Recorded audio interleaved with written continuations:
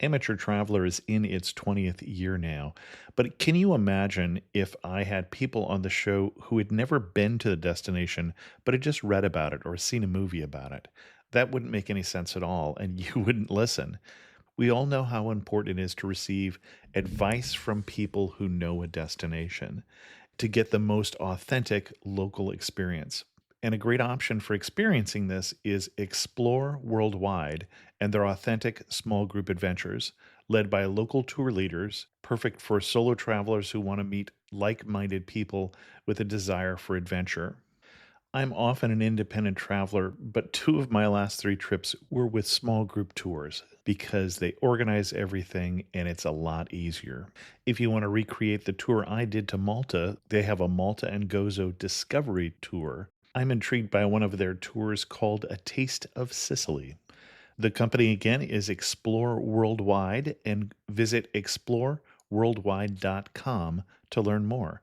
And thanks to Explore Worldwide for sponsoring this episode of Amateur Traveler. The nights are long, the days are short, and the weather is chilly to downright cold, depending on where you are. It's a good time to slip into a Quince iconic Mongolian cashmere sweaters, which start at only $50. You can treat yourself to everyday luxury at an affordable price with Quince. If you really want to dive into luxury, you can check out their leather handbags, washable silk shirts, and European linen sheet sets. Whatever you're looking for at Quince, all the prices are 50 to 80% less than similar brands, and they do that by partnering directly with top factories and cutting out the middleman. They only work with factories that use safe, ethical, and responsible manufacturing processes. And of course, they use premium fabrics and finishes for that luxury feel in every piece. But you've already heard me rave about my Quince travel pants. Treat yourself this winter without the luxury price tag. Go to quince.com/traveler for 365-day returns plus free shipping on your order. That's QUINCE.com/traveler to get free shipping and 365-day returns. Quince.com/traveler. And thanks to Quince for sponsoring this episode of Amateur Traveler. Got my bags packed, I'm on a roll. I'm heading out there and I'm ready to go. I'm looking real good in my passport photo. Oh, no. Amateur Traveler, episode 550. Today, the Amateur Traveler talks about shrines and temples, parks and palaces, a fish market, and cosplay as we go to Tokyo, Japan.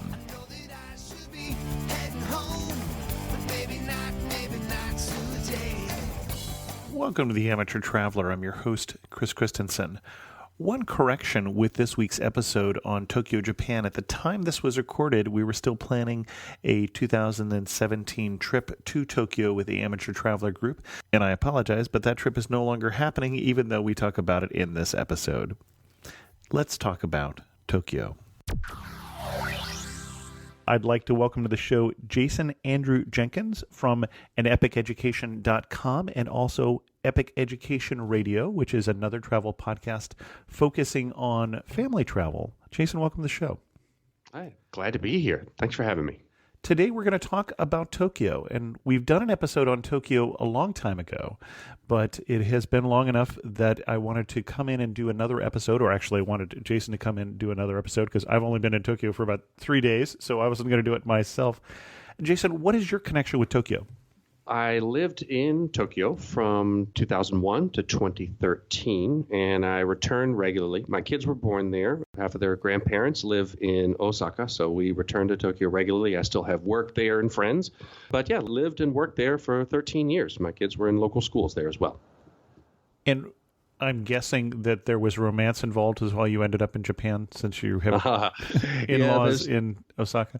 Sure, there's a long and short version of this, but basically I met my wife, who is Japanese. I met her in Atlanta, my hometown, in 1997. We moved to Taiwan, and we lived in Taiwan for 3 years. Then we moved to Tokyo in 2001, and that's where we got married and had kids. And now those kids are 14 and 10. Excellent. And why should someone go to Tokyo?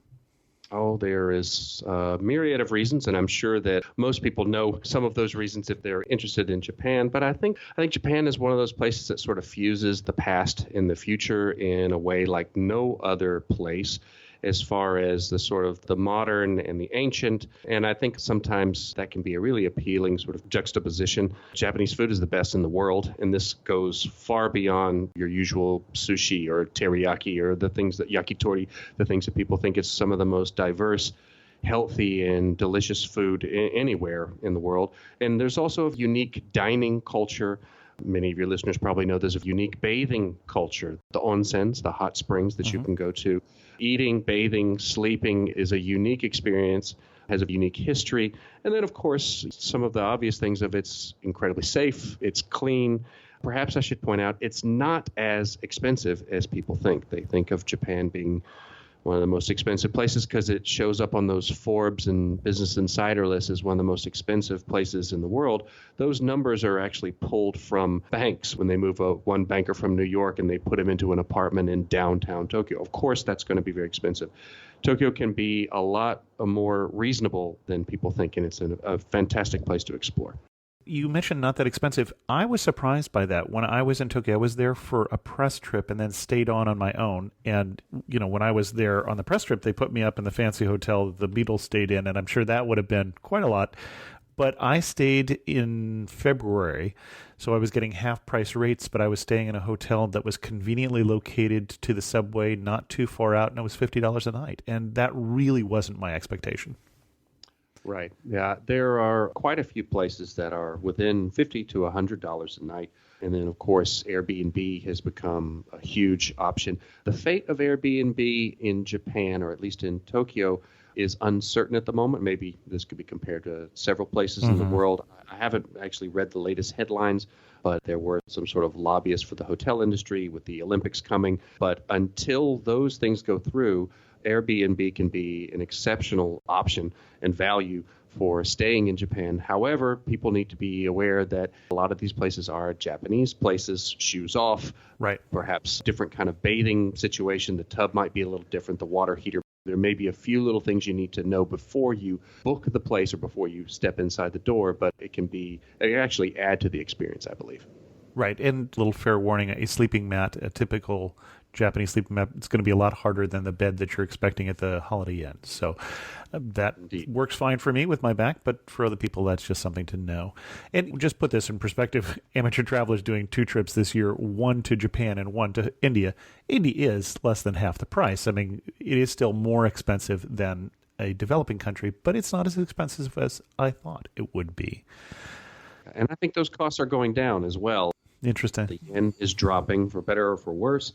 And this actually may be one of the best times, or at least one of the least expensive times to visit Japan in general and Tokyo in specific.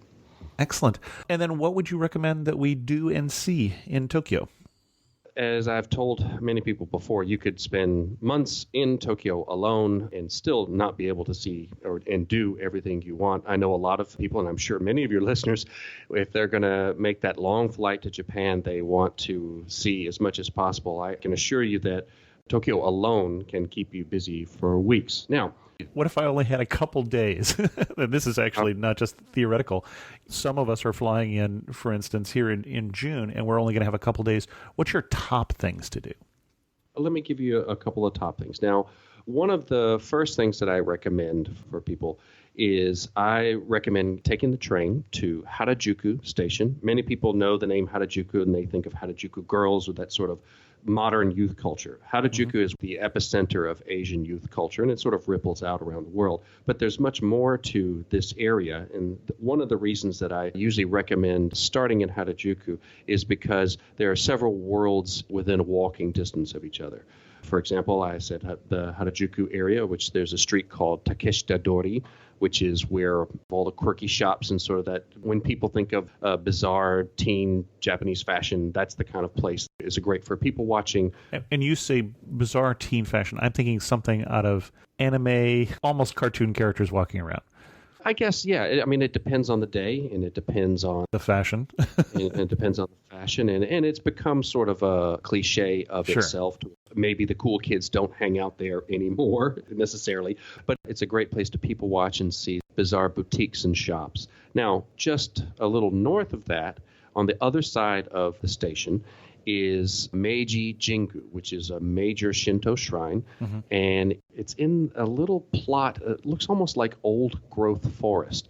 It just seems completely separate from the modern urban Tokyo world.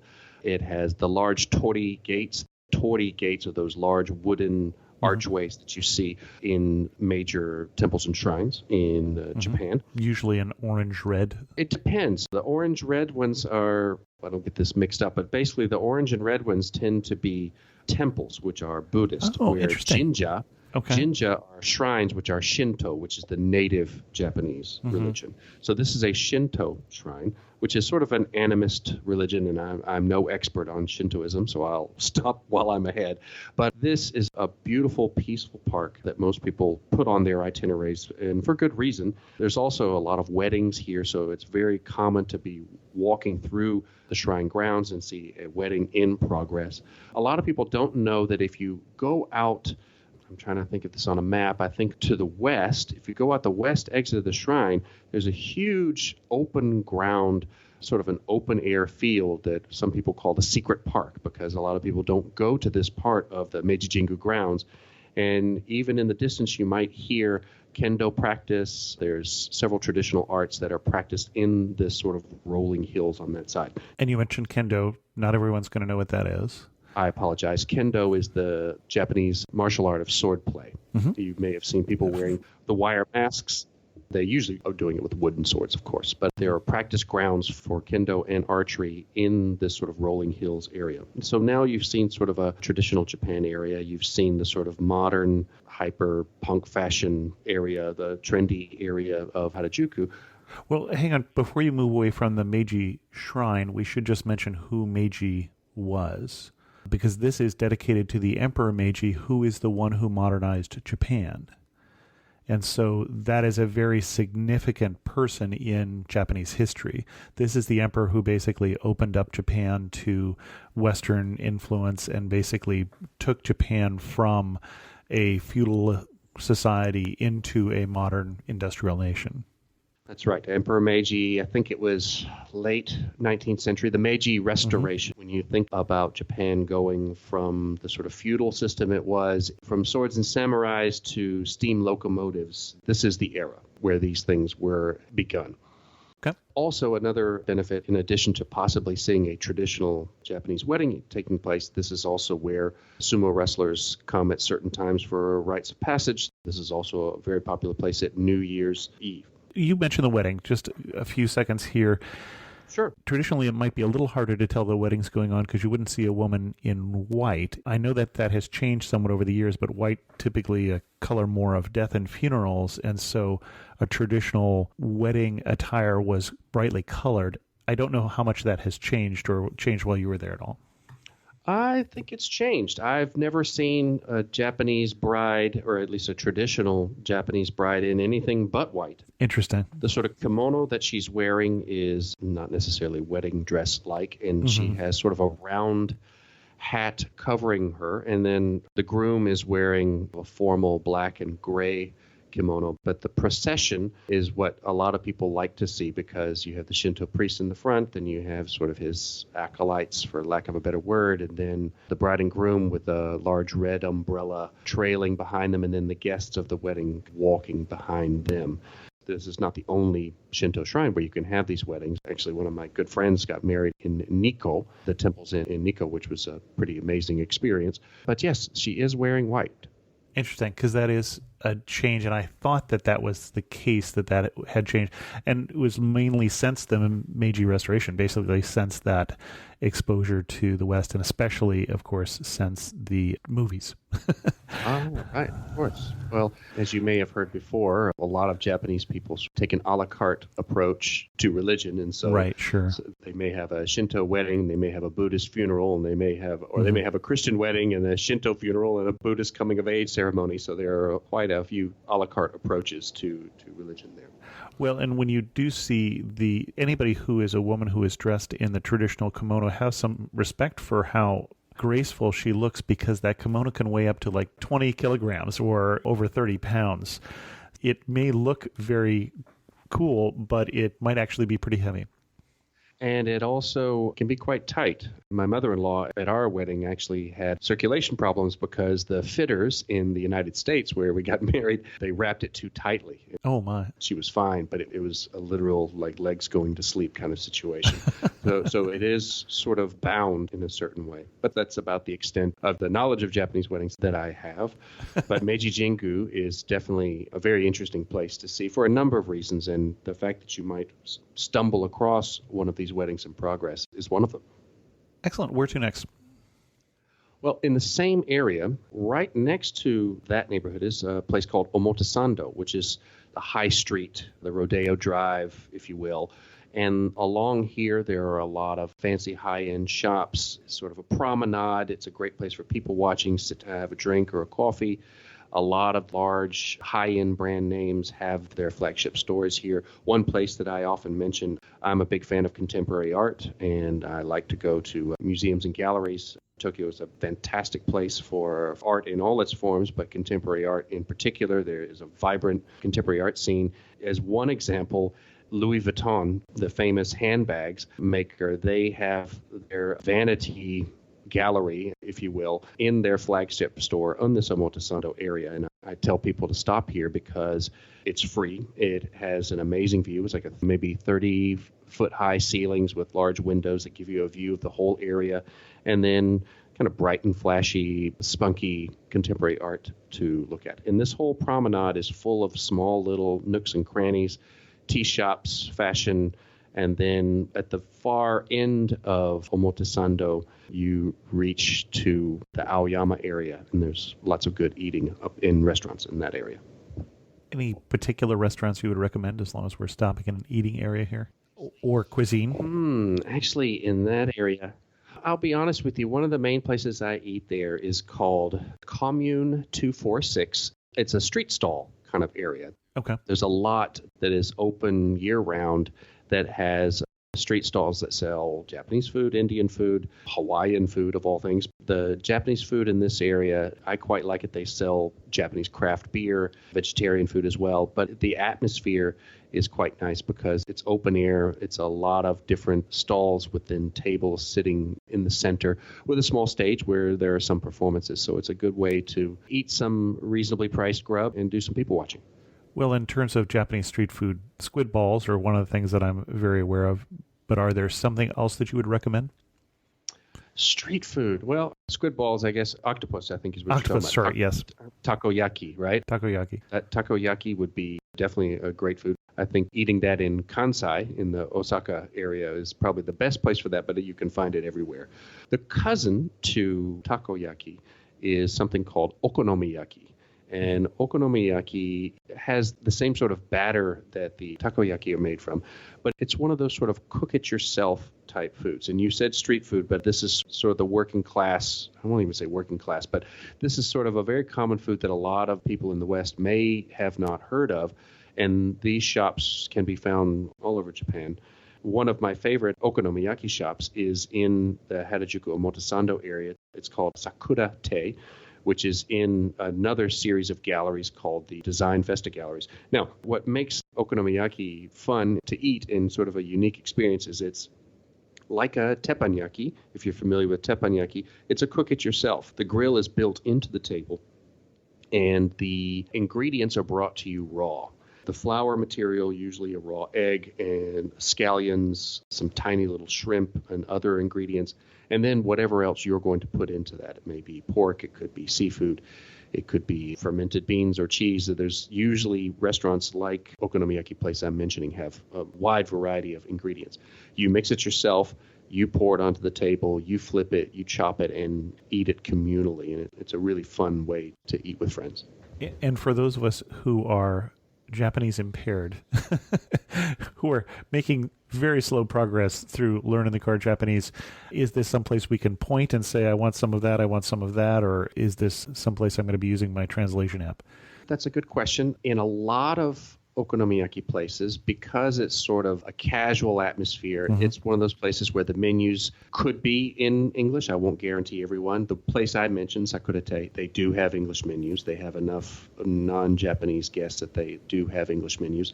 A lot of times the menus will be laminated and have pictures on them. Sure. So yes, that is a good place. Or the little plastic food, which is always helpful.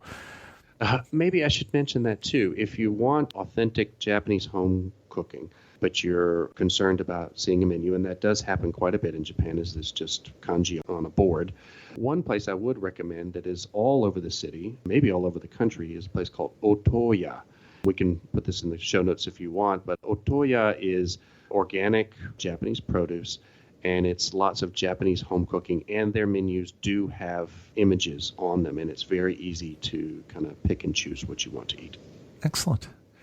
You were taking us on a sightseeing tour, and I distracted you with food. Where are we going next? I love talking about Japanese food. I miss it quite a bit right now. Well, you said that was one of the reasons we were coming to Tokyo, so I figured it wasn't a complete distraction. Oh, well, I mean, I'm talking to you here from Spain, and Spain is no slouch when it comes to food, but my family is really, really missing Japanese food. We've been here a while, and we've been waiting. One other small thing I'd like to add to that, too, is my favorite public park in Tokyo is in this same area, right by Meiji Jingu Shrine. It's called Yoyogi Koen, or Koen just means park, so Yoyogi Park. If you get the chance to go there on the weekends, it's a great way to see a slice of life of the people of Tokyo. Everybody from artists and musicians. There'll be a dance class practicing in the park. There'll be little old ladies walking through. There'll be kids. This is where buskers and street performers practice. There's a stage nearby in the same park area where during the warmer months there are festivals there almost every weekend. So there'll be the Thai festival this weekend and the Brazil festival the following weekend. There are a lot of local festivals as well, like the Hokkaido festival, and Hokkaido being the northernmost island of Japan. And that means that there'll be street stalls selling food from Hokkaido. So these kinds of festivals can be a great way to get a little free entertainment and some good grub. That's day one, or one of your days. I know a lot of people want to come to Japan to see the old side, and I would recommend some of those things as well. A lot of people want to go to Sensoji, which is the red temple that you see in a lot of Japanese travel literature. That's in an area called Asakusa. Asakusa and Sensoji is a great place to see. While you're in that area, this is maybe something that only certain people would like, but not far from there is an area called Yanaka. It's near the Nippori train station, and Yanaka is an old Japanese neighborhood. It's one of the few places in Tokyo that was not bombed or had very little bomb damage during World War II. And so a lot of the old structures, the old houses are still there. Yanaka is actually a graveyard, and it's actually a pretty interesting graveyard if you like to see that kind of side of things. But the neighborhood around it is a great place to walk if you want to kind of see a little of old Japan. As far as other sort of traditional or old Japan that I would recommend is, most of this is all on the sort of the east side of Tokyo. I would recommend also visiting a place called Ryogoku. Ryogoku is where the sumo stadium is. And if sumo is happening, keep in mind that sumo tournaments are 2 weeks long. So that means you have 14 days to see it. It's not a one-night thing. But the tournaments, there are only, I can't remember right now, 3, I think, in Tokyo. Then there are a few in other parts of the country. One of those is happening probably about right now. There's usually one in January, and then there are 2 others in Tokyo. The stadium is really easy to access. It's right next to the train station. If you go early in the morning, you can get what are called free seating, which is the very top row, and they're pretty reasonable. I think they're like about $30 for tickets. I've seen sumo half a dozen times, sometimes with my kids, sometimes with friends, and almost all of those times have been in the upper seats. The only problem is it's general admission, meaning that if you get up and you come back, that seat might not be there. But you're going to get a lot less sumo sweat on you, too, so there's that advantage. Well, that's the thing is when I'm talking about the top row, these aren't nosebleed seats. This is not a large stadium. You can literally hear the 2 wrestlers, their bodies slap together. You can hear that from the very top stands. Now, right next to the sumo stadium is the Edo Tokyo Museum. Oh, yeah, I've been there. And if you want the comprehensive view of the city of Tokyo, this is the place to do it. It's a great museum for you on your own. It's a great museum for families, for kids. It's got plenty of sort of hands-on and interactive things and sort of shows how it came from Edo, which was the old name of Tokyo, to the city it is today. Another museum that I like, another sort of historical museum, if you take the Oedo line, which is one of the main circular train lines through Tokyo, a few stations south in a place called Kiyosumi Shirakawa, there is another museum called the Fukagawa Edo Museum. This is much smaller, but it is a recreation of an Edo-era village. So you kind of step down into it. You can walk into the houses. You can see the way people lived in a way that is unique and quite fun. And then right across the street is a nice traditional garden. And when we say the Edo period, we were comparing notes before we started recording here, and Edo turned into Tokyo, we figured, in the 1300s, if I've got my memory serving me correctly, when the shogun basically moved up here from Kyoto to get a little more independence from the emperor, as the shoguns were ruling Japan in fact, if not in name, at that time. Yeah, I think the Edo period ended in the 1800s, wasn't it? With the Meiji Restoration. Exactly. That's when this period began. My home, where I lived for most of my 13 years in Tokyo, was along the Sumida Gawa, the Sumida River, and that's the river where Edo formed. That's in this same neighborhood. I lived on sort of the east side of town, which is a lot of the older traditional places are. I could even give a shout out to my old neighborhood, a place called Monzen Nakacho, which actually has the home of sumo. Oh, interesting. What is the name of that temple? There is a temple where sumo is supposed to have originated. The sumo wrestlers, when they reach the yokozuna status, which yokozuna means like grand champion, their names are carved into a statue on the backside of this temple. It's called Tomioka Hachimangu. That's the name of the temple. There we go. Well, the one thing I would say, too, just from a practical point of view for non-Japanese speakers, if you're going out to the Edo Museum, for instance, it's very easy to get there on the subway from the center part of Tokyo. But I would caution you that when you go into, for instance, the train station downtown in Tokyo, it's very easy to look at the map and get English and Japanese. But as you get out a little further, for instance, the station I know by Edo, and you're looking at that map, was only in Japanese characters when I was there, which was a couple of years ago. And so as you get a little further away from downtown, it's useful to have your translation app or to have it clearly in mind what your destination is. And I would say that Japan is a great place to have a data plan so that you can use your navigation apps and things like that. And we've talked about on other shows, for instance, that addresses in Japanese don't make a lot of sense to those of us who grew up with a different system. Yeah, street addresses, there's a completely inverted system, and I won't even get into that. Yeah, we talked about that in a recent episode of the show that we did on Osaka. So listen to that episode if you want to hear the interesting system that they use there.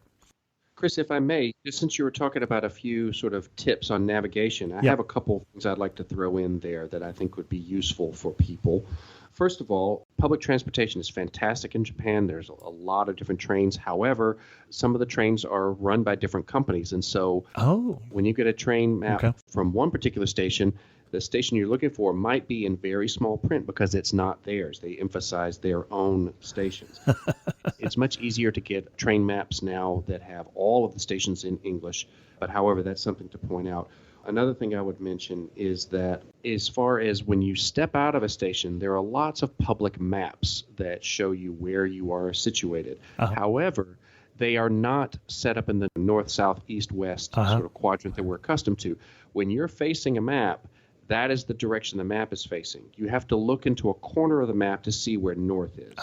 So if the map is not facing north, it will be facing exactly the direction it is. And that threw me off for years because I would always go up and start heading in the wrong direction. If you're facing south and you're looking at a map, that map is having south sort of aligned at the top, and that's an important thing to remember. And not a bad system either, as long as you know that that's the system. Exactly, because you end up turning the map that way in your hand sometimes, right? Right, exactly. Another thing that I mentioned that is probably common for many places in the world where language is going to be an issue is wherever you choose to stay, get a business card from the lobby. Business cards are in every business in Japan, almost every business. If you're staying in an Airbnb, get a business card from a hair salon down the street. but have that card with a Japanese address so that if you do need to get back somewhere, you have a copy of the address, because there's a good chance that your taxi driver or the people on the street will not be able to speak to you in English. And it's good to have an address in hand in Japanese. Yep, always a good idea. Well, and the other thing I would say, I mentioned that I was there in February, and we should talk a little bit about weather. Okay. I don't know when you would suggest to go to Tokyo. My favorite times to be in Tokyo are spring and fall. I am not a cold weather person, so I don't like to be there in winter. However, if you have friends who are from Canada or Minnesota or Vladivostok, they think that Tokyo's winters are very, very mild. Well, and when we say mild, when I was there, they had an inch of snow and the city shut down. It's just not used to snow. It can get it, but it's very rare. In the 13 years I was there, it probably snowed 7, 8 times. I mean, where it stuck, and there was a couple times where everything did shut down. So winters are mild. However, Japanese housing, and this may not affect you if you're staying in a nice hotel. Good point. Japanese housing is not insulated well. You heat the room, you don't heat the house. Right. And so you could be nice and snug in the living room, and then you step into the hallway, and it's the same temperature as it is outside. So that's something to consider. Now, back to your weather question. You can go any time of year. However, I should note that Japanese summers, anywhere on Honshu, which is the main island, including Tokyo, or Kansai, which is where Osaka and Kyoto, is very hot, is very humid. I'm trying to think, at 35 Celsius, been away from Fahrenheit too long. I mean, we're talking so we're in the 90s, 95, 100 degrees with very strong humidity. I'm from Atlanta. I grew up in Atlanta, and Tokyo is miserable in the summer. And just like the heat in the winter, it's the same with air conditioning. There's lots of air conditioning, but it's only by the room. So when you step out, it is hot, and that means train platforms are very hot as well. So the summertime may be the best time to go for your time schedule, but just be prepared for very hot and humid weather. Now, spring and fall, the fall is fantastic because the maple leaves, if you like to see the leaves change color, you can see that in the city or in half a dozen directions a day trip. You can see amazing leaves fall in Gunma Prefecture, Tochigi, Chiba to the east, Hakone to the west, and it's an amazing time. But then my absolute favorite is spring. It depends on where you are in the country, but the Hanami season that I'm sure some of you listeners have heard of, so Hanami means looking at the flowers. This is when all of the cherry blossoms pop open, and it does something to Japanese people. I joke, I call it like a spiritual spring break, where people kind of let loose. Everybody sets up tarps under the blossoms and have, I won't say wild and raucous, but very convivial parties, drinking sake and singing. And I worked at a Japanese company for 13 years while I was there, and you would have these company picnics, and the most sort of uptight guy in the corner loosens his tie and starts belting out show tunes. It really does something to people. It's a nice sign of spring to see when all of the petals the wind blows and they kind of blow through the air like a snowstorm. It's a great time. The mood is extremely high, and the weather is very, very pleasant. Although I do know if you're planning on being there in April, for instance, for the cherry blossoms, better plan in advance. We actually tried to do the Amateur Traveler trip in April, and they said, oh, no, you have to plan that a year in advance. More expensive and more advanced planning needed. You bring up a good point, and not only in the planning, but also in the unpredictability. The blossoms do not open on a set date. Sure, yeah. There's so many different factors. And then, of course, if the weather is quirky, I remember one year, right as they opened, and they're only open for 2 weeks, right? So the prime weekend for them to open, it poured down rain, which was unusual for that time, but it knocked most of the blossoms off. It was a bust that year. So it's hard to predict. The usual time for Tokyo is late March, early April, give or take a day. It starts earlier in the south and later in the north as the country heats up. And the reverse would be true for fall leaves. So the fall leaves start to turn red starting in the north and then heading towards the south. But both times are a great time to be in Japan. Excellent. Well, we should go back to our itinerary. We are going to run out of time before we run out of things to see in Tokyo, which we knew would happen. Okay. Basically just giving you 2 days. Let me just throw a couple other things that I think definite must-dos. You had a couple things that were not must-dos. Let's cover those briefly. Okay. I think you would ask me, like, What do the guidebooks recommend that you would skip? you see the Tokyo Tower a Yep. lot. Which is a replica of the Eiffel Tower, except in orange.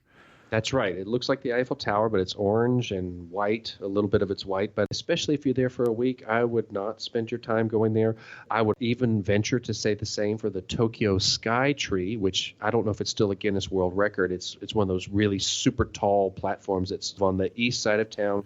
It's a huge draw. However, it's very expensive. It is very tall, but it's not even in town. So if you like to be in a tall place, you can see far. It can be impressive. I had a friend that was there that actually saw a storm coming over the city during the summer from above, which is impressive in its own way. But it's just a high place. I don't think that is that impressive. If you want a view of the city, I would highly suggest going to the Mori building, which is in the area called Roppongi. On the 35th floor of the Mori building is the Mori Museum, which is an amazing contemporary art museum. But then around the outside of the Mori Museum, it's called the Sky Deck or Sky Lounge or something like that. And it is a completely 360-degree glassed-in view. And Roppongi is near the center of the city. Right. And it has roads sort of like a wagon wheel going around it. Time your visit. The museum is often exceptional, the collection that they have or the shows that are moving through there. But if you can time your viewing to be in that place at sunset is a high recommend for me. The Mori Museum is open quite late. I think they're open till 9 every day but Tuesday. So it's highly possible to time your visit to be watching the sunset from there and seeing all of the street lights of the city either before you go to the museum or after. Other places that I would say not to avoid, but that some people recommend that I don't, is the Imperial Palace. A lot of people, they want to go to the Imperial Palace. Unfortunately, most of it you can't see anyway. It's blocked off. There are some nice gardens, but for me, if you're there for a week or even for 2 weeks, there's other things that I would recommend you see instead. The only day I recommend going to the Imperial Palace is on the Emperor's birthday, which I think it's in January. And that's one day where you can literally go into a courtyard and the Imperial family stands behind bulletproof glass and waves, and lots of Japanese people. There's a sort of a national fervor and people wave their flags. And that's kind of an interesting cultural event. But that's the only time that you're actually allowed into that part of the palace. And that's the 23rd of December. Thank you. 23rd of December. So I usually skip the Imperial Palace on short trips if I'm showing people around. The third, mixed emotions here. Should you go to the Tsukiji fish market? Yes, absolutely. If you like fish, if you want to see a fish market, if you want to eat the best sushi and sashimi in your life, absolutely. But the tuna auctions, everybody wants to see the tuna auctions, and I don't get it. I've done it 2 or 3 times. I was there for the fish. It's a bunch of men standing around, sticking their fingers in frozen fish carcasses. Very early in the morning. Very early in the morning. When I was doing it, and I don't know if this should be on the air, but the fish market, the best time to be there is very early, 4 or 5 o'clock in the morning. And the trains are not running. The trains do not run overnight. Oh, okay. They do not run 24 hours. Maybe that's an important thing. Most train lines finish by midnight, 1 o'clock at the very latest, and they don't start running again until sometimes 5:30 in the morning. So the only ways to get there is to either get up very early in the morning and take the first train, or stay up all night, perhaps imbibing, as I have done before, and then show up by taxi. Sometimes this has been bad news because drunk tourists or drunk people show up and are disrespectful to the fishmongers, and that will shut down the fish market to tourists for a week. There have been cases where some British guy knocked over some boxes or tried to kiss a fish for a selfie, and they will shut down the auction or shut down the market for tourists for a week in punishment. So it's something to keep in mind. However, the actual seeing the tuna auction now, there's more steps to it. You have to register at something like 3 or 4, and then you have to sit in the refrigerated room for an hour and wait, and I see no value in it. However, eating sushi, having a sushi breakfast at one of the stalls in the Tsukiji area, if you like that sort of thing, and I certainly do, is worth all of the effort in the getting up early because it is fantastic. Some certain stalls, and I can't remember their name now, some certain sushiyas, little sushi stands, will have a line that goes around the block, and then there'll be another one that's right next to it that maybe has a line that's got 20 people. Get in the line with the 20 people because The other one is not that much better. This is sushi at Tsukiji. They're all good. Excellent. Anything else we should see? We're going to have to do a couple more highlights, then get to some of our wrap-up questions. Okay. I mentioned the Mori Museum. If you like architecture and you like contemporary art, it's sometimes referred to as the Roppongi Art Triangle.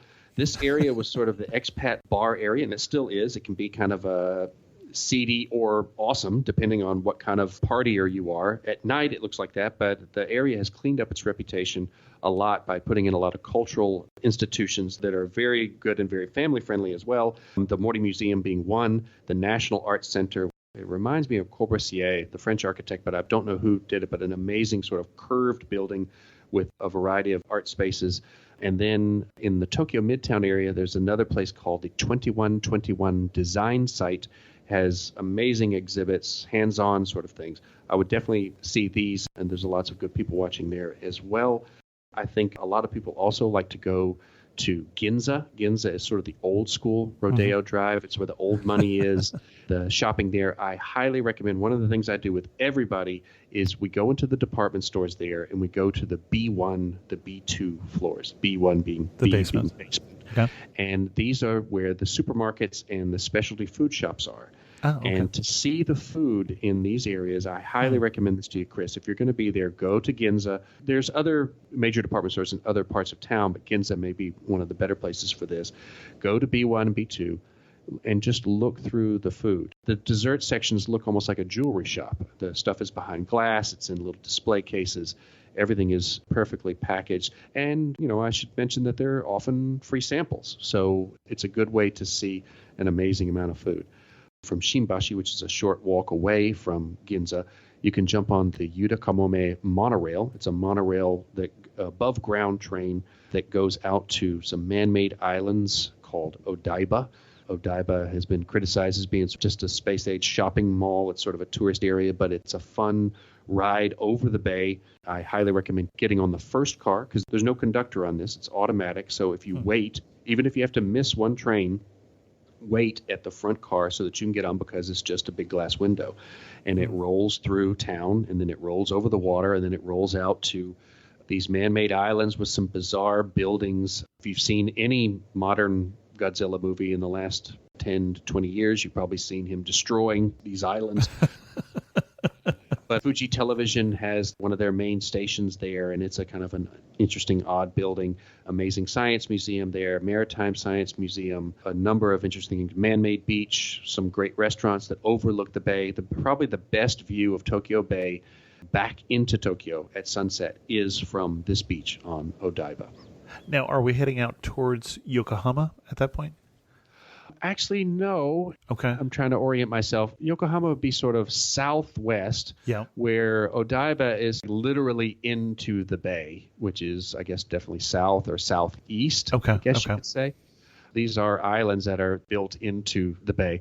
There's a lot of convention centers. If you were to come to Japan for a large, like an electronics convention or medical equipment or whatever, there's these huge convention halls out there. Well, this is also a place where lots of cosplayers, the people who dress in the costumes of manga characters, they almost on a regular basis have their sort of little get-togethers out there. So you'll be walking amongst these odd buildings and see people dressed as manga characters, setting up cameras to take pictures of themselves. My daughter and I used to ride our bikes from our house out to these islands and kind of pedal around that area because she liked to look at them. So we're going to do this a little backwards this time. Usually we start with what would you recommend for an itinerary? Now that we've talked about all this, if I had a week, how would you allocate it? Okay. I would probably, sort of in the order I said them, I would definitely do the Harajuku Omotesando Meiji Jingu as probably day one. Okay. And then east side, the sort of traditional stuff, the Sensoji Temple, Yanaka, the Sumo Stadium, the Edo Museum, all of that on day two. Okay. If you are interested in Ginza, Rodeo Drive area, if you're interested in the Odaiba area that I mentioned, that would be a good day three. Any of these mornings, because the fish market is so early, that could be done in the early morning. Might be good to do that a day that you're not on the right time zone. I'm glad you brought that up. When friends would visit me, I frequently brought them the morning after they arrived Yep. because they were awake already. They were awake anyway. That worked well. So there's our first few days. If you are interested in the art triangle that I mentioned would be an interesting place to see. If you have the time, I think a ride to the west side of town Okay. to an area called Inokashita Park, and the station is called Kichijoji. Inokashita Park is one of my favorite parks in the city, and it's vibrant on the weekends. And then a short walk from there is the Ghibli Museum. In the Ghibli, if you're familiar with Hayao Miyazaki, he is a famous Japanese animator. He made the movie Spirited Away. He made My Neighbor Totoro. He has a museum there that he designed himself that is not just for kids. It's definitely a highlight of visiting Japan is to go in this place.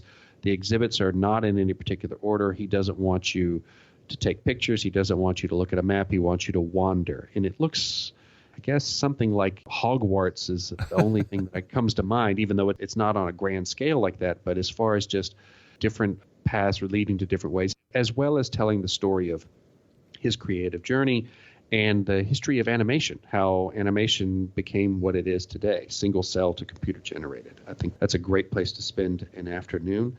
There's an area called Nakano that's not far from there, which has a great sort of little alley restaurant network system that is a good place to wander and just step in for a bowl of ramen or some street food, like you mentioned, yakitori. Mm-hmm. Now, the bowl of ramen, that is a place you're going to need your translation app or some Japanese, in my experience, because you're talking about these ramen places where you go and you get your ticket from the machine outside, which often will only have the Japanese characters for the different soups, and then you bring it inside and get your soup. So if you can't read kanji or don't have your translation app, you're going to be doing soup potluck here. So. Yes, and it's usually, I guess we used to say the plainest ones are usually at the top. So if you're concerned, good to know. They usually go into the extra toppings towards the bottom. That is a general rule. But yes, there's a vending machine that you order from there. Now, I basically told you all stuff in Tokyo downtown. If you wanted to do some day trips outside the city, you mentioned Yokohama. Yokohama's, an hour or less by train. It's another super urban, modern city with a great sort of bayside area that's great to walk. Hakone, which is a little further away, is sort of the Tokyo's mountain retreat. There's lots of ryokan, which are the traditional Japanese inns with hot springs in them. That's a great place for hot springs. There's a beautiful lake that you can take a boat out onto. Kamakura Was one of my favorites. I've mentioned it before to people saying if you can't make it to Kyoto, but you want to see sort of the old school Japan shrines, that's the place to go. Now, my wife, being Japanese, she rolls her eyes and says, oh, they're nothing alike. Maybe not. But Kamakura is a great place to walk and see old temples and shrines. There's some actually great hiking trails not far from there. I actually wrote about this for Japan Times recently. I could send you the maps or anything for the show notes if you want to look for the hiking trails. And this is somewhere that you can go and come back in the day. It's an easy day trip. Well, and three things that I would recommend in Kamakura. One is you've got to see the large Buddha, which is sitting outside because the big building that used to house it has been washed away twice in typhoons, but the Buddha is still there. This is a bronze Buddha, I want to say. And so it's green. And so you've probably seen pictures of it. And then one of the Buddhist temples that's in a bamboo grove I thought was just particularly lovely. And then there's an interesting and there's an interesting Shinto shrine where people do money laundering. literal laundering, right? You wash your money for good luck. The idea is that if you wash your money, you get more money. It's a fascinating thing to watch. Yes, and that's actually along one of the hiking trails. So I hiked out there from the city. It's a bit of a hike. It is, but it's a rewarding walk. You do feel like you've left the city. Now, if you really want to leave the city, there are a number of places that I could tell you to go, but my personal favorite is I like Gunma Prefecture, and I like a place called Minakami because there's a lot of great outdoor activities there. In the winter, they have ski and snowboard and backcountry, but that's not my thing. My thing is canyoning. I like whitewater rafting and canyoning. Minakami is in a bowl in the Japanese Alps which means that the winters are quite long there, but then the snow melt as it comes down gives it some really just beautiful whitewater rapids that you can go on canyoning or rafting trips. There's a number of places up there. And my favorite onsen is very close to these rafting companies. So one of them is called Canyons, just canyons.jp. It's run by a Kiwi guy, so there's English speakers there that can definitely help you if you want to organize a trip. Not far from Canyons is Takaragawa Onsen. This is also a ryokan, meaning you can stay there overnight. It's a very traditional Japanese inn. But what I like about Takaragawa is it has lots of outdoor tubs. Okay. A lot of hot springs, they have indoor tubs. They may have a small, what's called a lotemboro, which is the outdoor tub. Takaragawa is unique in several ways in that these outdoor tubs are along the riverside, and they also have some co-ed tubs. They have a ladies-only tub, but they also have a tub for everyone, which is great if you're going with your spouse or if you're going with your kids and you want to sit in the tub together. This place is great in any season, but in the winter, it's one of those places where you're sitting in a tub naked, basically, snow's falling in your hair, snow caked up half a meter thick on a rock in the river, and it's magical, and it's a great place to go. There's a transfer involved to get there. It's not a direct bullet train, but it takes about 2.5 hours, I think, to get there, maybe 3, and it's well worth an overnight trip. Well, and we are unfortunately have run out of time here, so we're going to need to wrap this up pretty quick because I have a meeting I have to go to, and the longer the show is, the more work I have to do at the end in terms of getting it ready for the audience. Any last words you want to say before we talk about our last 4 questions? Oh, I think we've covered it. I think the big thing for people is just to know that it is affordable and it is navigable. Not everybody is going to be able to communicate with you in English, but if you are prepared with your translation apps, with a few characters written down, then you can make it. One thing I would say, if there are any vegetarians or vegans or anyone with allergies to seafood or shellfish, it can be a challenge to eat anywhere in Japan. Kyoto is easier. Kyoto is used to vegetarian and vegan travelers and vegan locals. But most food, most Japanese food, has at least some element of the sea in it. Right. One of the main components is dashi, which is made from bonito flakes. That's one of those things, if you have any particular food allergies or restrictions, you should prepare before you arrive. Excellent. You're standing in the prettiest spot in Tokyo. Where are you standing? What are you looking at?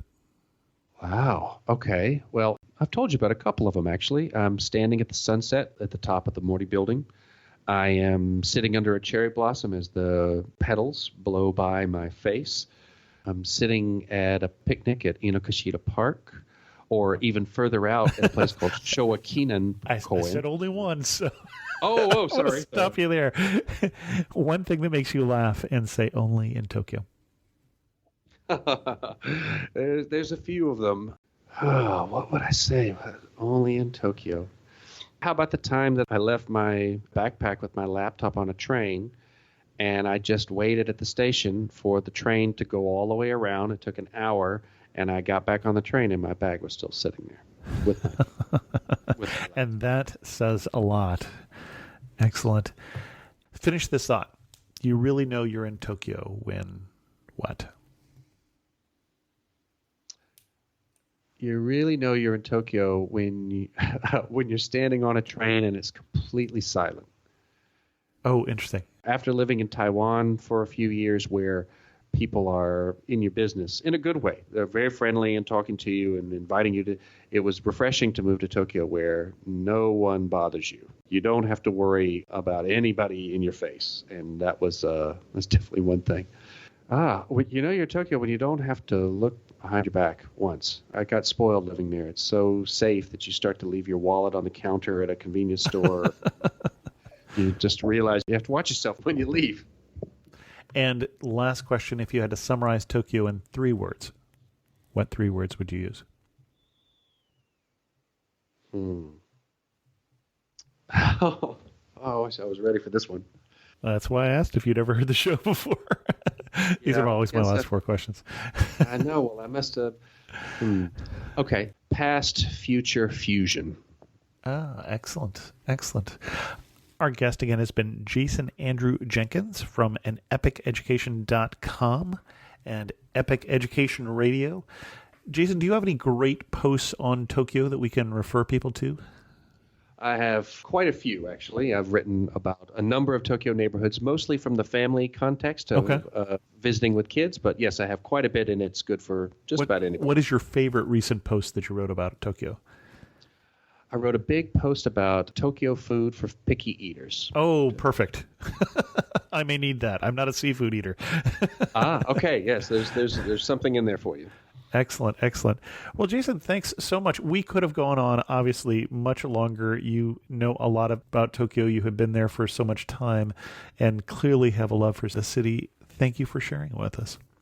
Oh, the pleasure is all mine, Chris. I'm thrilled to be here. We're going to skip the news of the community this week, except to say the trip to India is still happening in November of 2017. I hope you can join me on that. And with that, we'll end this episode of The Amateur Traveler. If you have any questions, send an email to host@amateurtraveler.com, or better yet, leave a comment on this episode at amateurtraveler.com. If you get a chance and you can rate this show in iTunes, that helps people find it. And thanks so much for listening.